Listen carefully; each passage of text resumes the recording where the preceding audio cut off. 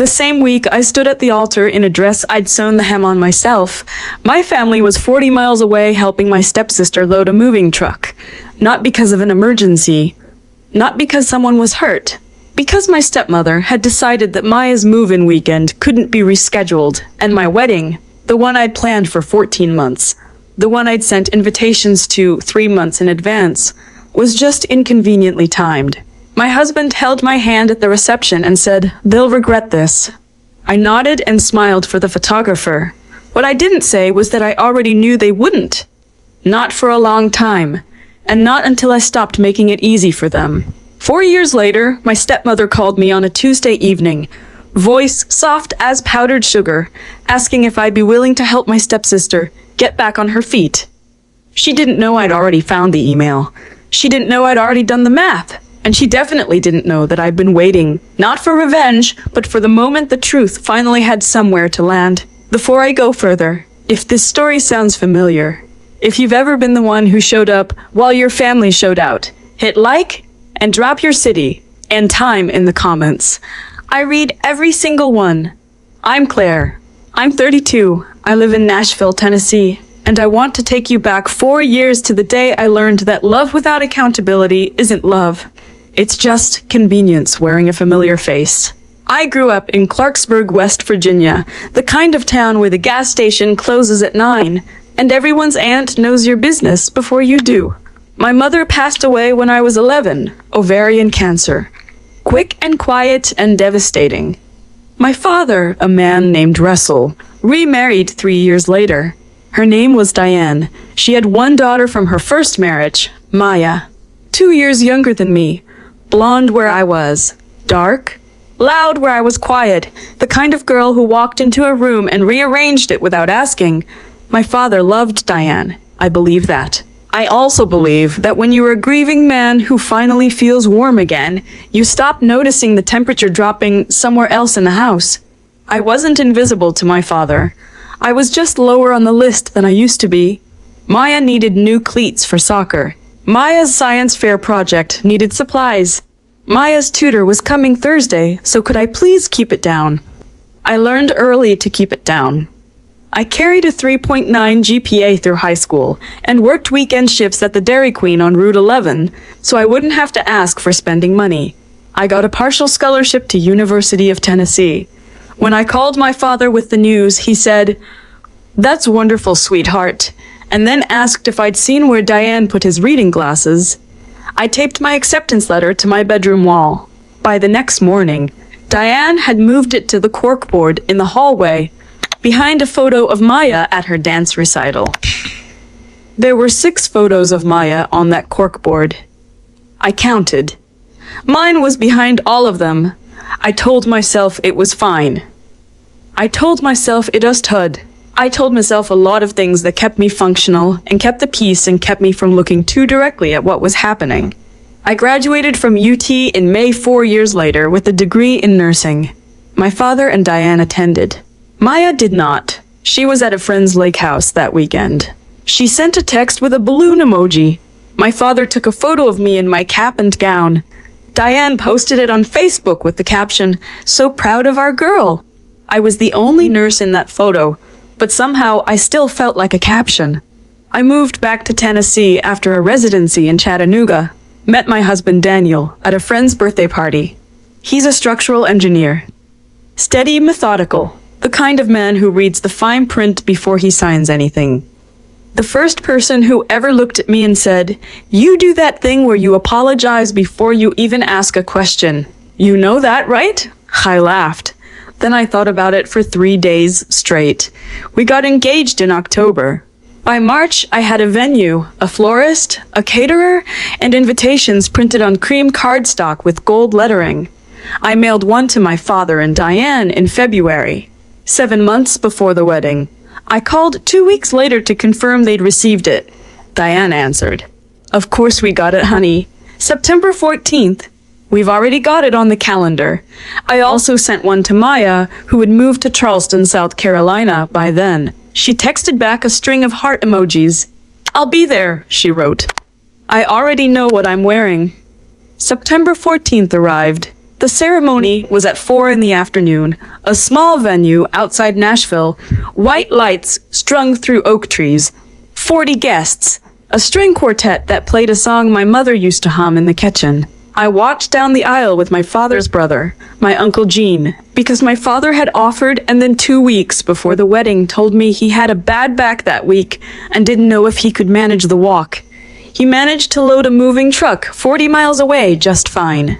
I found out from my cousin Bethany, who saw the photos on Diane's Facebook page before Diane thought to make her account private. There they were. My father in jeans and a Henley. Diane in a baseball cap. Maya grinning in front of a U-Haul. Keys dangling from her fingers. Time stamped September 14th at 2:17 in the afternoon, 47 minutes before my ceremony began. The caption read, "Big day for our girl. New chapter begins." I was someone's big day too. Nobody posted about it. Daniel held me that night in our hotel room while I stared at the ceiling. He didn't say anything for a long time. Then he said, "What do you want to do?" I said, "Nothing yet." That was the beginning of yet. 1 year into our marriage, my phone rang on a Wednesday evening. Diane's voice, warm and practiced as a recorded message. "Claire, honey, I hate to even bring this up, but Maya's having a hard time adjusting. The new city, the job search, you know how it is. We were wondering if you could help her out a little while she gets settled. Just temporarily, just until she's on her feet." I looked at Daniel across the kitchen table. He looked back. "How much?" I asked. $700 a month, just for rent and groceries. You know she doesn't ask for much. I want you to understand something about that moment. I knew, even then, that I should have said no, but I also want you to understand what it feels like to have spent your entire life being told, in 100 small, quiet ways, that you matter less. You don't say no easily.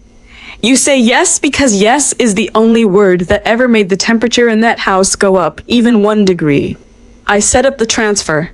$700, first of every month, sent to Maya's account like clockwork. I told myself it was temporary. I told myself I was being generous. I told myself a lot of things I didn't quite believe. 18 months in, Diane called again. Same Wednesday timing. Same soft voice. Maya's enrolled in a design program now. The tuition is just a little more than she expected. Could you add $300 to the monthly? Just until the financial aid comes through. $1,000 a month. I was 30 years old. Daniel and I were saving for a house. I said yes. I never saw the financial aid paperwork. I never asked. That was my mistake, and I want to be honest about why. It wasn't stupidity. It was the same calculation I've been making my whole life. If I ask too many questions, I become the difficult one. If I push back, I become the one who doesn't care about family. I had spent 20 years being trained not to ask, and $1,000 a month wasn't enough pain to override 20 years of conditioning. Not yet. 2.5 years in, Daniel and I were sitting at the kitchen table on a Sunday afternoon with our mortgage application spread across it. 2 cups of cold coffee, and a calculator that wasn't making us happy. He was going through our accounts the way he goes through everything, methodically, quietly, the way a man reads a blueprint. He looked up. "Claire, you've sent $42,000 to Maya's account in the past 3.5 years. I knew the number. I just never said it out loud." He wasn't angry. Daniel doesn't do angry the way other people do. He does precise. He said slowly, "Do you know if she's still in the design program?" I realized I didn't. Maya and I barely spoke. Diane gave me updates. I had been funding a life I'd never actually seen. That night, I pulled up the University of South Carolina's website and looked up the design program Maya had supposedly enrolled in. Then I looked up the enrollment confirmation email Diane had forwarded me 2 years earlier. The program name was slightly different. Small detail. Might have meant nothing. But Daniel was already typing. He found it in 40 minutes. A tuition refund notice that had been forwarded to a family email account I still had access to from years ago, back when my father set up a shared account for family travel bookings and never changed the password. The refund was dated 19 months ago. Reason: student withdrawal. Student name: Maya Calloway. Maya had dropped out 19 months ago. I had sent 19 months of tuition assistance, $1,000 a month, to a program she was no longer enrolled in. I sat at that table for a long time. Daniel closed the laptop and didn't say anything. He's good at knowing when words make it worse. I did the math. $42,000 over 3.5 years. Sent for rent, groceries, tuition. Except the tuition portion had been going somewhere else for 19 months. I didn't know exactly where, but I knew it hadn't been going where I was told. I didn't call Diane that night. I didn't call anyone. I put on my running shoes and walked for an hour through our neighborhood while the streetlights buzzed on one by one. I passed the park where Daniel and I had eaten takeout on our first real date. I passed the elementary school 2 blocks from the house we were trying to buy. I walked until the anger moved from my chest to somewhere quieter, somewhere I could work with. When I came back, Daniel had printed the refund notice and placed it on the kitchen counter with a sticky note that said, "Whenever you're ready." I was ready, but I needed more than one document. I called my Aunt Carol 2 days later, my father's older sister. She's 64, retired schoolteacher, lives in Wheeling, the kind of woman who keeps receipts for emotional reasons as well as financial ones. She and I had stayed close after my mother died, birthday calls, Christmas cards, the occasional visit. She was the one who had cornered my father at his wedding to Diane and told him quietly that he needed to remember he had 2 daughters now. He had thanked her politely and then continued forgetting. Aunt Carol picked up on the second ring. When I told her what I'd found, the silence on the other end was the kind that tells you the person already knew something was wrong. They just didn't have the specific shape of it yet. She said, "Claire, I need to tell you something. Diane called me in January asking if I'd contribute to a fund for Maya. Said Maya was struggling financially and that you were already helping, but it wasn't quite enough. I asked Diane directly, is Maya still in school? And Diane said yes, absolutely, she's doing beautifully. January was 6 months ago. Maya had withdrawn 19 months before that. There's something else, Aunt Carol said carefully. She told me, and I'm going to say this exactly the way she said it, that you hadn't been very present for the family since your wedding, that you'd kind of pulled away and become focused on your own life. I closed my eyes. She told me you missed your father's birthday dinner last March. I was working a night shift that weekend, I said. I sent a card and called him the next morning. I know that, sweetheart. I know, she exhaled. I think she's been managing a story about you for a while. That phrase settled into me like cold water. I know one more thing, Aunt Carol said. Your father's been asking Diane for updates about you for months. She's been telling him you prefer space. His words when he called me last month were, I don't want to push Claire if she needs distance. He thinks you've been pulling away from him by choice. I thought about all the calls I'd made to my father that went to voicemail, all the texts that got one-line responses. I had assumed he was busy. I had assumed he was just his usual quiet self. I hadn't considered that someone might be standing between us, curating what he heard. I thanked Aunt Carol and sat with the phone in my lap for a long time. Then I did what Daniel calls my audit mode. I got a notebook, sat at the kitchen table, and wrote it all out. Every transfer, every stated purpose, every date. Then a second column, what I could verify. The rent I'd assumed was covering, unverifiable. The groceries, unverifiable. The groceries, unverifiable. The tuition, verifiably no longer applicable for 19 months. $42,000 with one confirmed gap wide enough to drive a truck through. Daniel reviewed it and said, it reads like a financial disclosure. Good, I put it in a folder. Then I did something practical. I called my bank and stopped the automatic transfer. Not dramatically, not with a speech. I just stopped it. Quietly, on a Thursday morning, with my coffee still hot. The transfer that had been leaving my account on the first of every month for 3.5 years simply didn't go out that month. 3 days later, Diane called. The voice was different this time. Still controlled, but the warmth was thinner, like paint over a surface that isn't quite dry. Honey, the transfer didn't come through this month. Is everything okay with your account? My account is fine, I said. A pause. Oh, did you forget to reset it after the bank update? I didn't forget anything, I said. I canceled it. The silence that followed was 4 full seconds. I counted. Claire. Her voice dropped 1 careful degree. Maya is really depending on that support right now. She's in a transitional period. I kept my voice level. I practiced this with Daniel the night before. Not the words exactly, just the breathing. Mom, I have a quick question. What program is Maya currently enrolled in at USC? Another pause. The design program. You know that. I have a refund notice from USC dated 19 months ago, showing Maya withdrew from that program. Is there a different program she's in now? The silence this time was longer. When Diane spoke again, her voice had gone from warm to careful to something I'd never heard from her before. Brittle. That is a private matter between Maya and this family. I am this family, I said quietly. And I've been sending $1,000 a month for 3.5 years, based on information I'm now finding may not have been accurate. I'd like to understand where that money went. Claire, I don't appreciate the implication. After everything we've done to support you over the years, to treat you like our own daughter.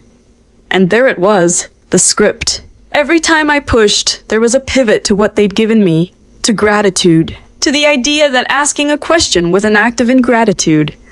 I had heard variations of this sentence my entire life. I have to go, I said. We can talk when you're ready to answer the question. I hung up. My hands were steady. I'd expected them to shake. I sat on the edge of our bed and thought about my wedding day, about the white lights in the oak trees and the song from my mother's kitchen and Uncle Gene, who walked me down the aisle with his jaw set and his hand firm because he knew I needed someone's hand to be firm, about the 40 guests who clapped, and the string quartet and Daniel's face when I came around the corner, and about the U-Haul photo, the baseball cap, the caption that said, "Big day for our girl." I had been someone's big day too. I just hadn't been theirs. The dinner was Diane's idea. She texted me 2 weeks after our phone call, warm again, reset, like a thermostat that had cycled back around. She said she wanted to clear the air, said it would be good to have everyone together, said my father was asking about me and it would mean a lot to him. She did not mention the question I'd asked about the money. I showed Daniel the text. He read it twice, set down his coffee mug, and said, "How many people do you think will be there?" I said, "That depends on what she's planning." He said, "What do you want to do?" I said, "I want to go. I've got my folder." The drive to Clarksburg was 4 hours on a Saturday morning. Daniel drove. My folder sat in my bag on the back seat. 3 documents, the refund notice, the transfer history printed from my bank, and a timeline I'd written in 2 clean columns on a single sheet of paper. I wasn't going to perform anything. I was going to answer whatever question got asked, with whatever document answered it best. When we turned onto my father's street, I counted cars. 11. Spilling into the neighbor's driveway. Through the front window, I could see movement. A crowd. Diane's book club friends. Faces from the neighborhood. People from the church they attended. Daniel looked at me. "That's not a quiet dinner." "No," I said. "It's a production." I picked up my bag, felt the weight of the folder through the leather, and got out of the car. Diane opened the front door before we reached the porch, arms wide, eyes already glistening, the full performance. "Claire, you're here! Everyone, she's here!" Inside, the dining table had been extended into the living room. Casseroles, sweet tea, a handmade banner above the fireplace in blue and yellow. Family is everything. My father stood near the kitchen doorway drying a dish towel he wasn't using. He looked at me the way he'd been looking at me for 20 years, like he wanted to say something and kept misplacing the words. Maya sat at the far end of the table next to a man I recognized from her Instagram, a boyfriend named Cole. She smiled when she saw me. It didn't quite reach her eyes. I sat down. The dinner was warm and loud and almost felt like something real. Diane's friend Patrice told a story about a cruise. Someone passed cornbread. My father asked Daniel about his work with the careful interest of a man who has been told to ask questions. Then, between the cobbler and the coffee, Diane stood up. She tapped her glass. The room quieted. "I want to say something about family," she began. "About what it means to show up for each other even when it's hard." She smiled at me. "Most of you know my Claire. She's a nurse in Nashville, and she has worked so hard to build a beautiful life. She bought a home last year. She and Daniel are just thriving." A few people murmured. Someone said, "That's wonderful."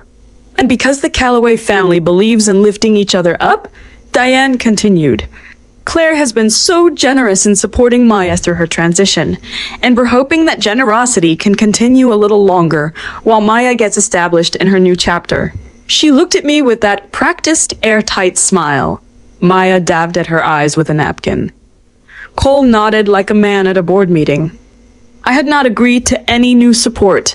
I had not been asked. I had not been consulted. But the room didn't know that. They had been told a version of me, and this was the version that had been handed to them. The generous stepsister, the capable one, the one who could and therefore should. Diane looked at me. "Honey, did you want to say a few words?"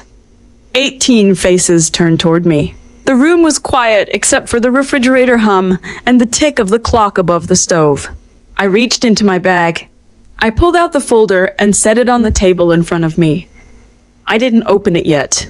"Before I say anything," I said, and my voice was steady, the way it gets when I've been breathing correctly, "I want to share something with everyone here."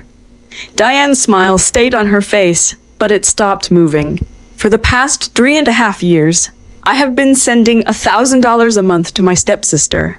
I was told it was for rent, groceries, and tuition at the University of South Carolina.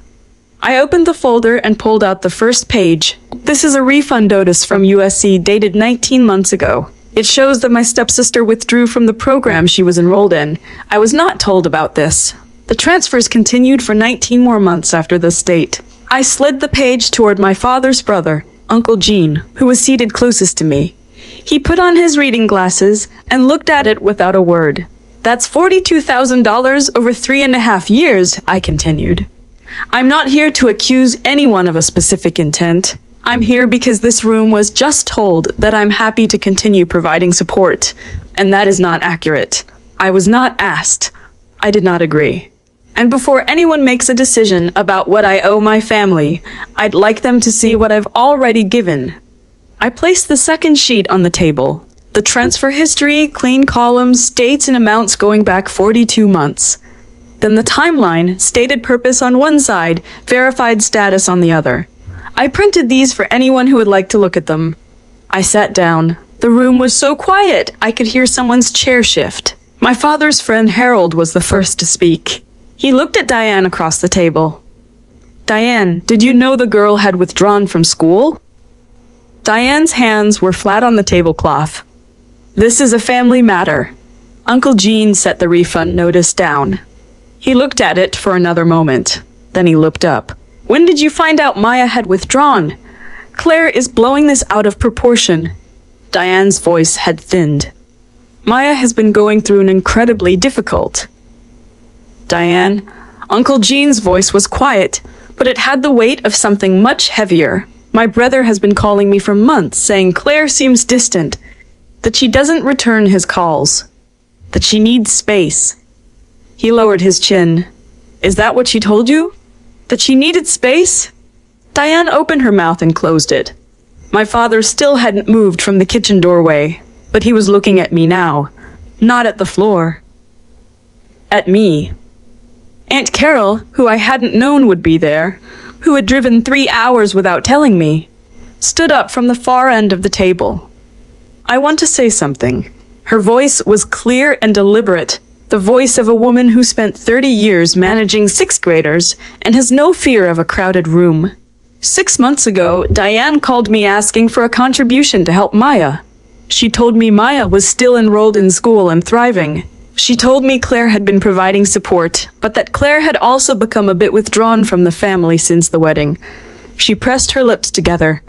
That was not true on either count.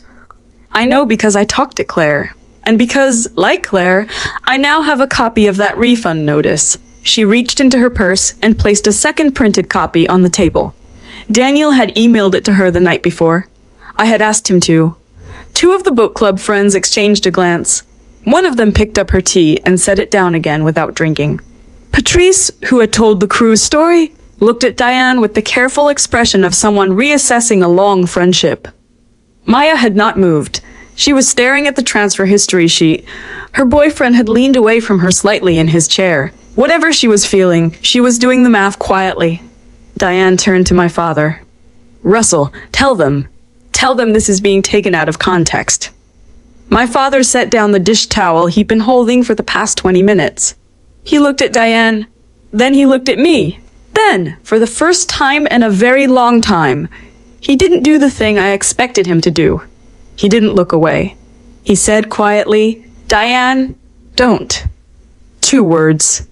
The first time in my adult life I had heard my father use his voice to stop something instead of allow it. The room held. Then my father walked across the living room and pulled out the empty chair next to me. He sat down. He didn't say anything else. He just sat there, next to me, in front of everyone, which was a sentence all by itself.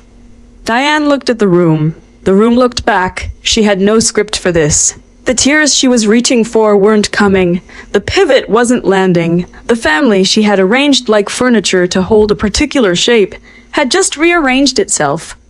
I wasn't finished. I reached into my folder one more time and pulled out an index card. 5 sentences. I'd written them at the kitchen table the night before with Daniel reading over my shoulder. I read them evenly, no performance. The monthly transfers have been cancelled. They were stopped last month and will not resume. I have removed Maya's account from my recurring payments. Going forward, if there is a genuine need in this family, I am open to a conversation that involves honesty and documentation, not assumptions made on my behalf in front of an audience.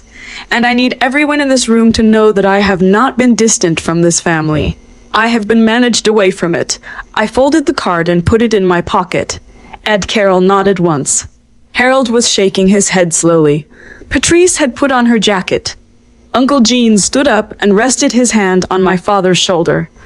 That's enough for tonight, he said. Not to me. To the room. Diane sat alone at the head of the table beneath the banner that said, Family is everything, and the room quietly, steadily, stopped being hers. 2 of the book club friends left without finishing their cobbler. Harold shook my father's hand on the way out. Patrice stopped beside me in the hallway and said, I had no idea, hon. I'm sorry. I believed what I was told. That was the thing, wasn't it? Everyone had believed what they were told. That was the whole architecture of it. Donna, in a different family, had done the same thing my stepmother had done, and would keep doing until the documents were on the table and the room could see. Maya came to the driveway before Daniel and I left. She looked smaller than she had inside. No performance, no audience. Just a 29-year-old woman standing in a driveway with her arms wrapped around herself. She said, I didn't know she was still taking your money after I left school. I waited. I thought the transfer stopped, she said. She told me you'd decided to cut me off, that you'd always kind of resented me. So she told you I stopped, and she told me you still needed it. Maya pressed her lips together and kept the difference. I let that sit between us. I don't hate you, I said, but I also can't tell you what to do with this. That's yours to figure out. She nodded. She didn't try to hug me. I appreciated that. I got in the car. Daniel put it in reverse.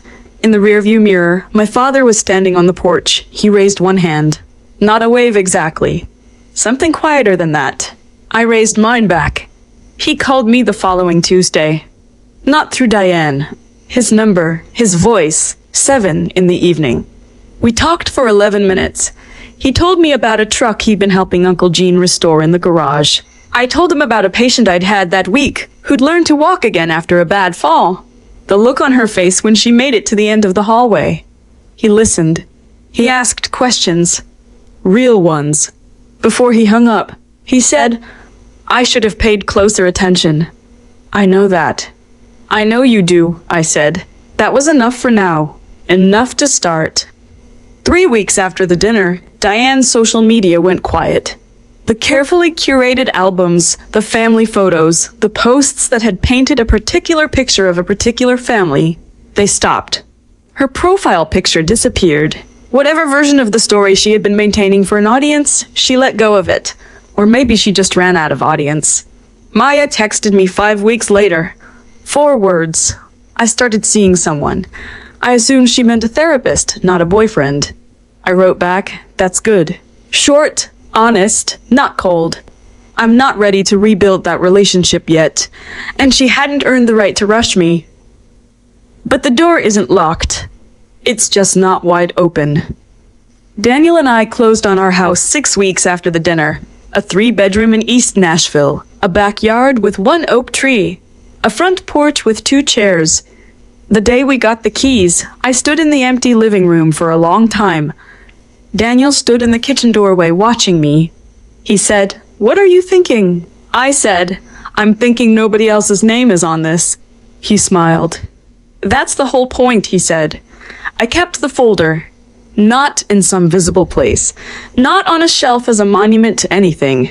In a filing cabinet with the other documents that matter. The mortgage paperwork, our insurance, the lease we saved from our first apartment.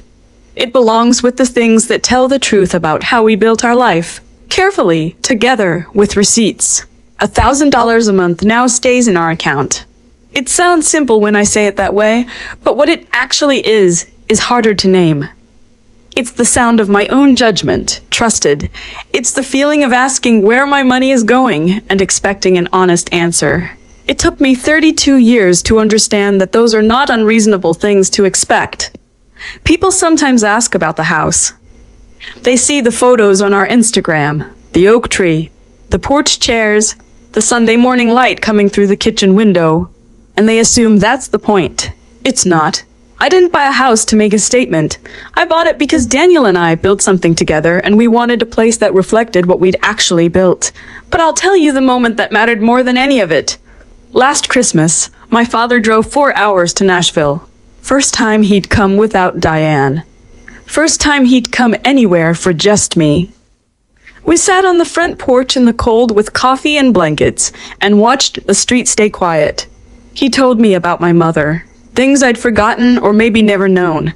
The way she hummed in the kitchen, the way she organized her bookshelves by color instead of author. The way she had called him out when he was wrong, and he'd always respected her for it. I held my coffee with both hands and listened. Before he left, he stood at the car door and said, "I spent a long time letting the wrong things stay easy." He didn't elaborate. He didn't need to. Some sentences don't need a paragraph around them. I said, "Tuesday nights work for me, if they work for you." He said, "Tuesdays work." He called the next Tuesday, and the one after. The calls are getting longer. I used to think strength was absorbing, taking what people gave you and finding a way to keep standing.